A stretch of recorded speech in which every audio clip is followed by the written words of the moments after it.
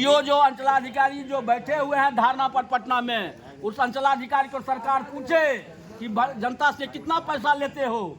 एक पर्दा खिलखारी में 15 से 20 हजार रुपया लिया जाता है, और आज वह सरकार की यहाँ धारणा पर बैठा हुआ है। यह हम नीतीश सरकार यह पूछता ही नहीं है। नीतीश सरकार ये ढोंग मचाए हुए है। सब प्रशासन को खुला छूट दे दिया है, पैसा उगाही करो, हमें इलेक्शन लड़ने के लिए पैसा दो। तो ये जो भ्रष्टाचार चल रहा है और ये जो सर्वे बनाया गया है, तो इस सर्वे में भ्रष्टाचार के लिए ये सर्वे खोला गया है, यही कहना है? हाँ, ये सर्वे नहीं है, ये भ्रष्टाचार है। ये भूमि खूनी संघर्ष का जन्म दिया जा रहा है।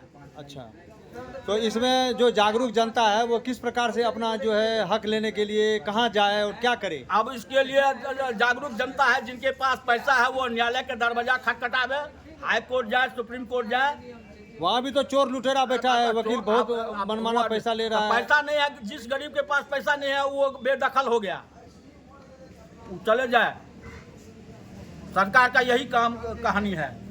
यही कहानी है। हाँ, यह सरकार में ये न्याय नहीं है। तब तो जो चोर डकैत गुंडे हो रहे हैं और गोली और कट्टे के दम पर काम कर रहे हैं वो सही है? हाँ, वो इस सरकार में चल रहा है यही।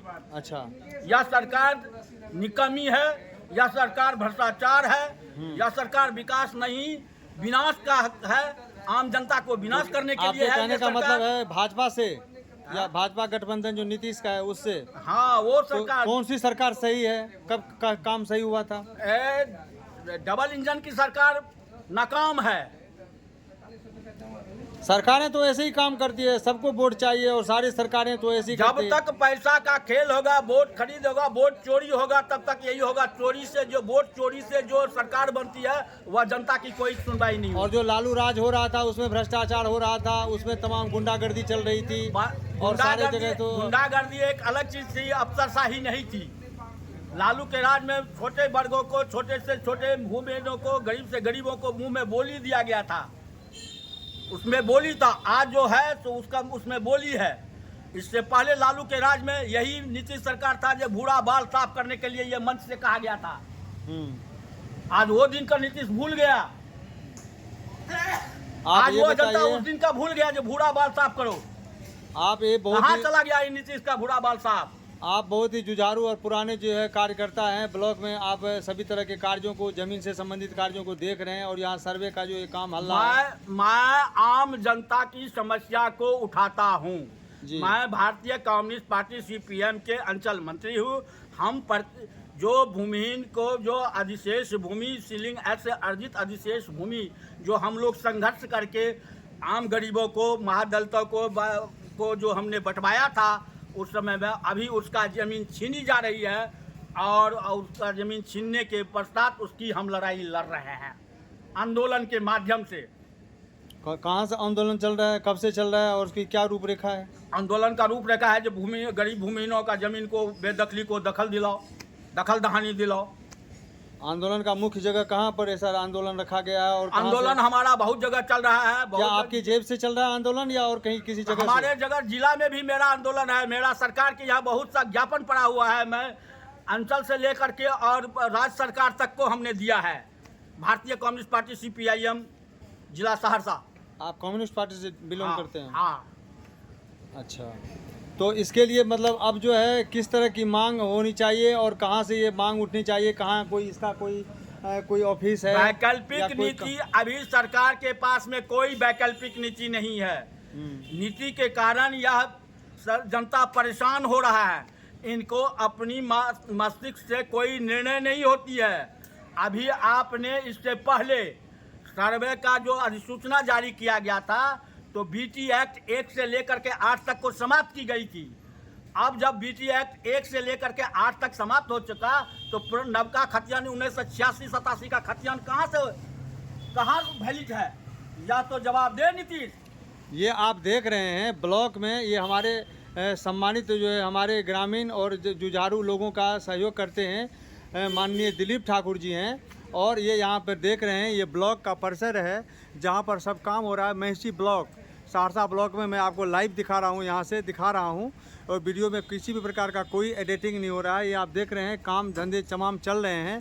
और अभी का जो ये सर्वे चल रहा है ये सर्वे किससे संबंधित है? केवल दाखिल खारिज से।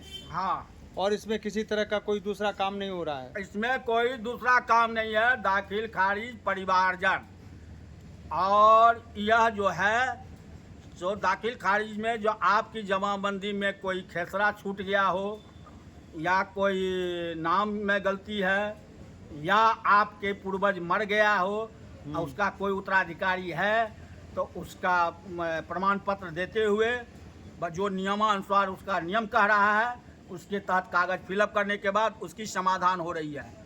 इससे कोई समाधान निकलने वाला नहीं है। नहीं है। जब तक अभी तक यह बात की उठ रही है कि जो 1987 का खतियान जो बना हुआ है वह खतियान में बहुत सी गलत है, और जब तक खतियान की सुधार नहीं होगी तब तक यह जमाबंदी कोई नहीं है। दूसरा चीज, अंचल में जमींदारों के द्वारा जो रिटर्न दाखिल की गई थी, छोटा जमींदार जो 150 बीघा 200 बीघा का जमींदार था वह अंचल में रिटर्न दाखिल किया था। जो अंचल में कोई भी कागजात उपलब्ध नहीं है।